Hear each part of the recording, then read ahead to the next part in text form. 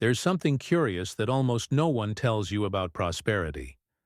The more you chase after it early in the day, the more it seems to elude you. It's strange, I know. And before I explain the true flow of prosperity and how to activate it in your life, subscribe to the channel and like this video. Most people wake up already stressed, already late, already lacking energy before the day even begins. And then they wonder why they're always tired, stuck, always almost there. Here's the counterintuitive truth. It's not by doing more that you change your life, it's starting better.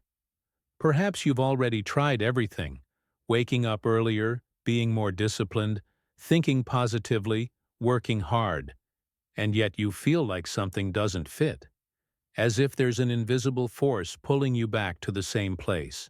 What if the problem wasn't a lack of effort, but a lack of alignment in the first few minutes of the day? What if the way you wake up is silently determining everything that comes after? What you're going to learn here isn't cheap motivation or empty promises.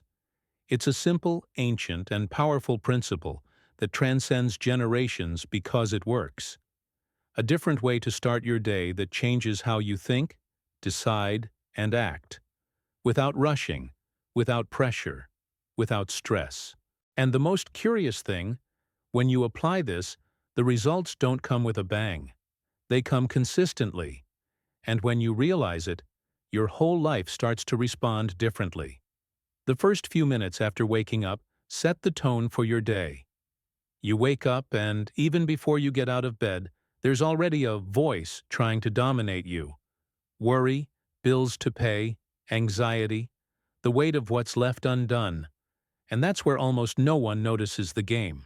Your brain is like an unlocked door at that moment, absorbing what you put inside.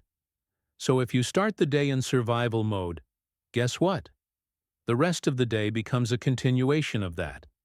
And come on, that's not a lack of faith, it's a lack of direction. The difference isn't luck, it's what do you do in the first few minutes? Here's the thing. The day doesn't start when you pick up your phone, it starts when you choose where your mind will be planted.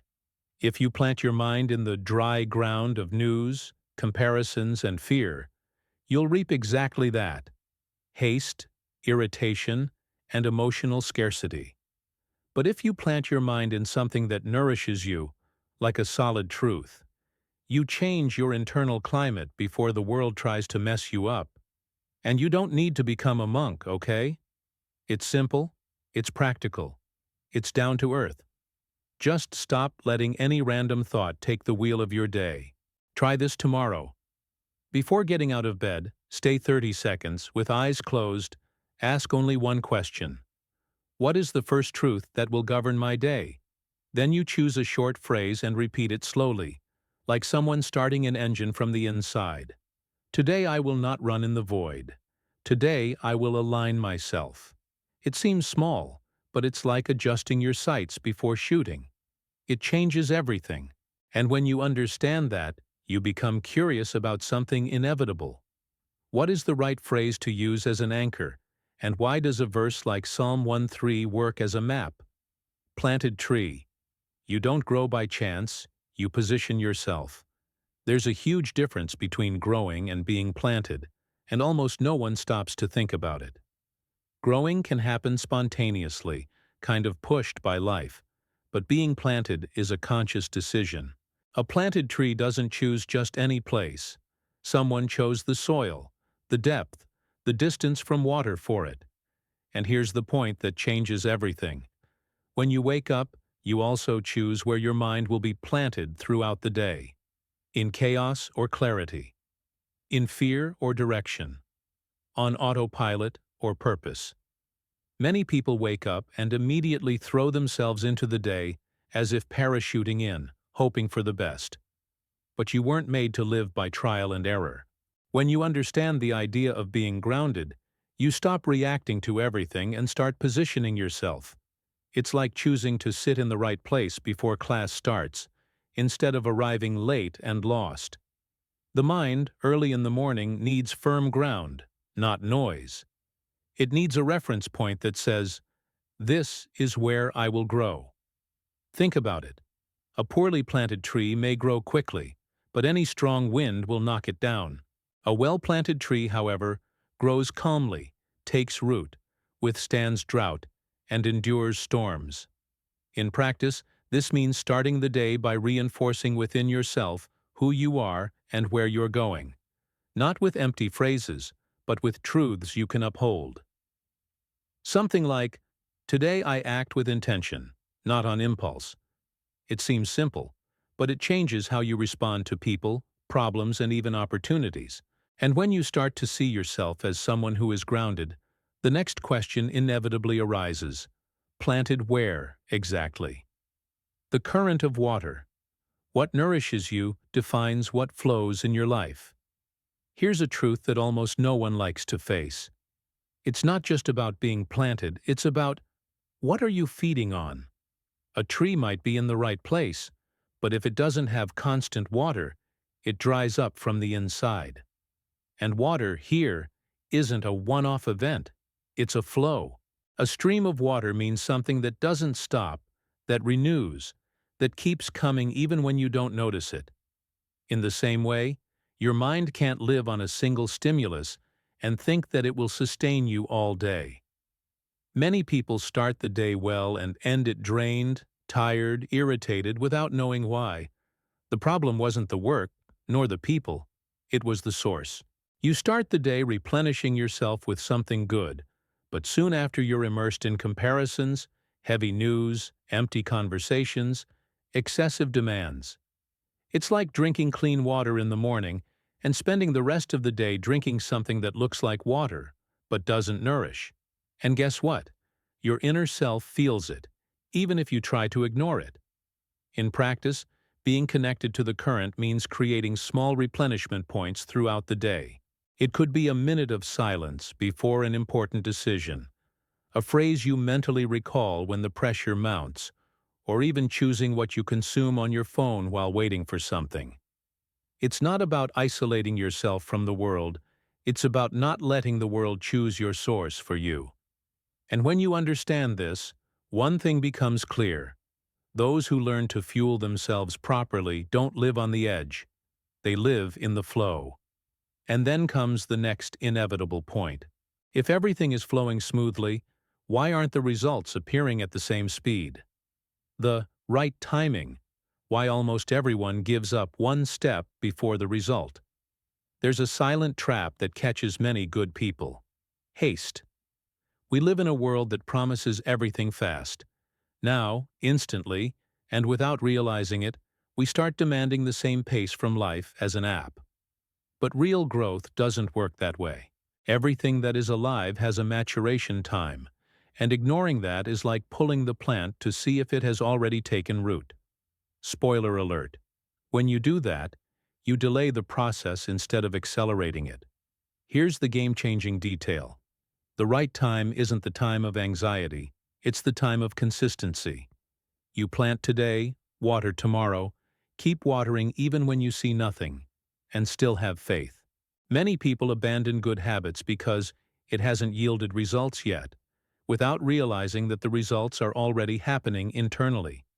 The root grows in the dark, and this requires a maturity that few develop, continuing to do the right thing even when no one is applauding. In practice, this means stopping measuring your life solely by external effects. Sometimes you may not have earned more money yet, but you have gained clarity. It hasn't changed everything on the outside, but it has changed how you react on the inside. This isn't delay, it's preparation. Those who understand the right timing stop comparing themselves, stop pressuring themselves destructively, and begin to respect their own process. And when you respect the process, something interesting happens.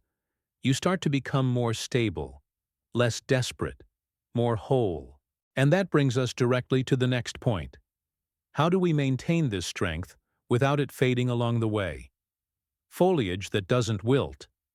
How to maintain energy, clarity, and consistency. Here's a key difference between those who start well and those who truly sustain it. Growth is pointless if you're constantly exhausting yourself. Foliage that doesn't wither speaks of continuous energy. It's not about emotional peaks. Some people even start the week inspired, but by Wednesday they're drained, impatient, unfocused, and joyless. And it's not because life has become more difficult, it's because they lacked internal maintenance. Energy isn't improvised, it's cultivated. Let's be honest, many people try to live on motivation alone, when what truly sustains them is structure. Sleeping poorly, eating on the run, constantly reacting to everything, and thinking you'll maintain mental clarity is like wanting a tree to stay green without water. It doesn't work. In practice, keeping the foliage lush means making small agreements with yourself, not starting the day on your phone, choosing better what you listen to, taking conscious breaks, protecting your mind from excessive noise. Simple things, but powerful. When you start taking care of yourself at this level, something silently changes. You don't overreact. You don't wear yourself out unnecessarily. You don't get lost in empty arguments. You become more whole. And whole people produce better, decide better, live better. It's like a tree that doesn't need to prove it's alive. It simply is. And then, almost without realizing it, you reach the end of this process. The moment when everything you do starts to flow better, when everything starts to go right, aligned action changes the game. There's a curious moment that almost no one notices when it happens. Things don't become perfect, problems don't disappear, but everything starts to flow better. Decisions become clearer, opportunities appear more frequently, mistakes decrease. It's not magic, it's alignment. When you take care of the root, the source, the time and the energy, the quality of your actions changes. You no longer act in desperation, you act with direction. And that changes everything. Here's a common mistake: believing that prosperity comes solely from positive thinking. Thinking helps, of course, but it doesn't replace action. The difference is that now you don't move out of anxiety, you move out of inspiration. You know when to insist and when to wait. You know when to say yes and when to say no. It's like driving with the steering wheel aligned. You still need to accelerate, but you're not constantly fighting with the car. In practice, this manifests in simple choices. You organize your day better, communicate more clearly, and invest energy in what truly matters. You begin to realize that not all rushing around is productive, and that not all rest is a waste of time. When action and intention go hand in hand, effort yields more. And then comes the final question that closes this internal cycle. What happens when you turn this into a daily ritual, not an exception? Now let me ask you a few questions, slowly but honestly. If you keep waking up the same way, reacting to the same things, feeding the same thoughts, what exactly do you expect to change in a month? In a year? Life responds to what you practice, not to what you wish for. And the good news is that you don't need to change everything. You need to, starting differently. What you've heard here isn't just pretty theory, it's daily practice. You can apply it tomorrow even before you get out of bed. You can test it for a few days and observe how your clarity changes, how your decisions become firmer, how your energy stops fluctuating so much. So I challenge you. For 7 days, try waking up with intention. Not on autopilot. Choose where your mind will be planted and see the effect of that on your entire day. Now tell me in the comments, what's preventing you most from starting your day calmly and purposefully today? Anxiety? Lack of discipline? Lack of clarity? Writing this down is already a first step. And if this content resonated with you, if it helped you see something that previously went unnoticed, subscribe to the channel and turn on notifications. Here, you learn to think better, live more consciously, and build a life that makes sense from the inside out.